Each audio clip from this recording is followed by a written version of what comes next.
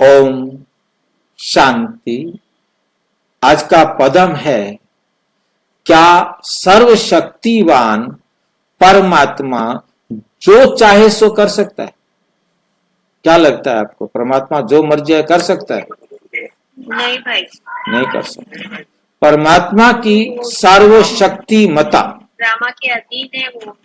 परमात्मा की सर्वशक्तिमता कि परमात्मा कितना सर्वशक्तिमान है, इसको हम देखेंगे।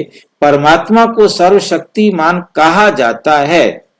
वो सदा शुभ, कल्याणकारी और हितकारी कार्य करता है। उसका हर कर्म आत्माओं के उत्थान और भलाई के लिए होता है।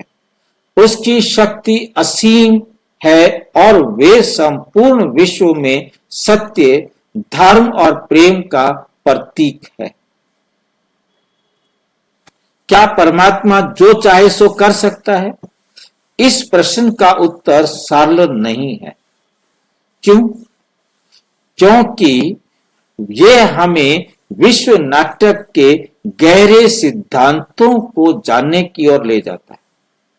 हमें उन गहरे सिद्धांतों पर समझना होगा, मंथन करना होगा, तब जाकर के हम इस उत्तर को प्राप्त कर सकेंगे, समझ सकेंगे।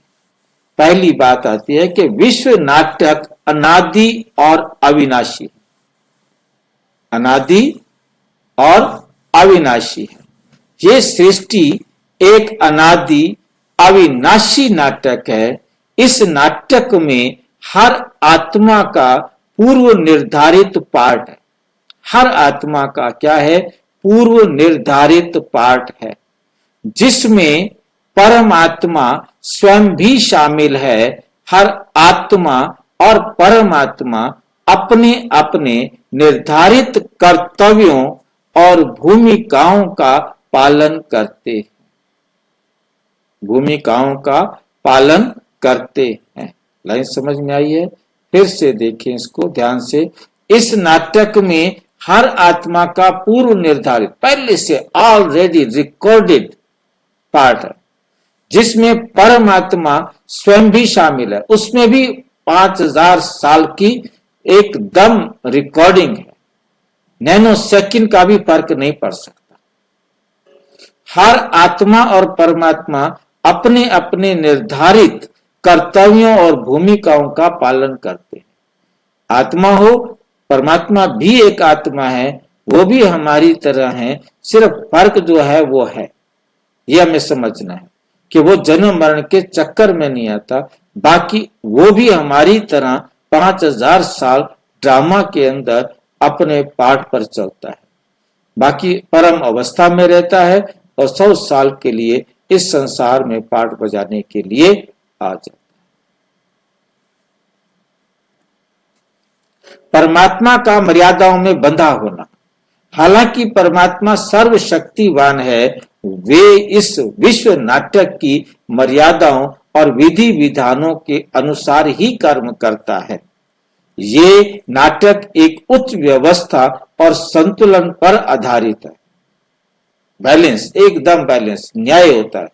जरा भी सुई इधर उधर नहीं हो सकती। व्यवस्था और बैलेंस संतुलन पर आधारित है। तराजू कह सकते हैं, बैलेंस को तराजू भी बोलते हैं ना। तो एकदम बराबर, जिसमें हर आत्मा को अपनी भूमिका निभानी होती है। परमात्मा का कार्य इस व्यवस्था के अंतर्गत ही आता है।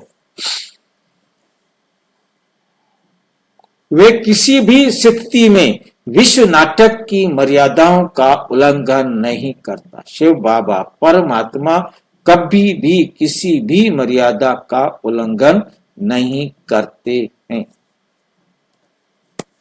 परमात्मा का कार्य, परमात्मा का मुख्य उद्देश्य आत्माओं को उनकी मर्यादाओं और मूलभूत धर्म की याद दिलाना है। मूलभूत जो धर्म है उसकी याद दिलाना है। वो हमें मर्यादा पुरुषोत्तम बनाता है और सिखाता है कि किस प्रकार अपने जीवन को धर्म और सत्य के मार्ग पर अग्रसर कर सकते हैं।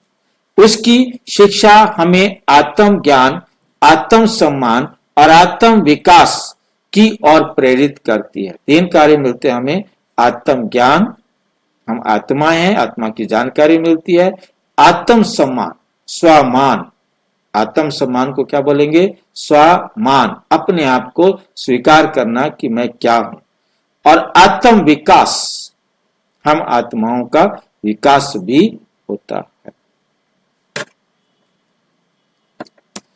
मर्यादा के विपरीत कार्य ना करना। परमात्मा चाहे सर्वशक्तिवान हो, विश्व नाटक की मर्यादाओं के विपरीत कार्य ना तो करता है ना ही कर सकता है। करता भी नहीं है, कर सकता भी नहीं। एक तो होता करना, एक होता कर सकना। ये उसकी महानता और न्याय प्रियता को दर्शाता है।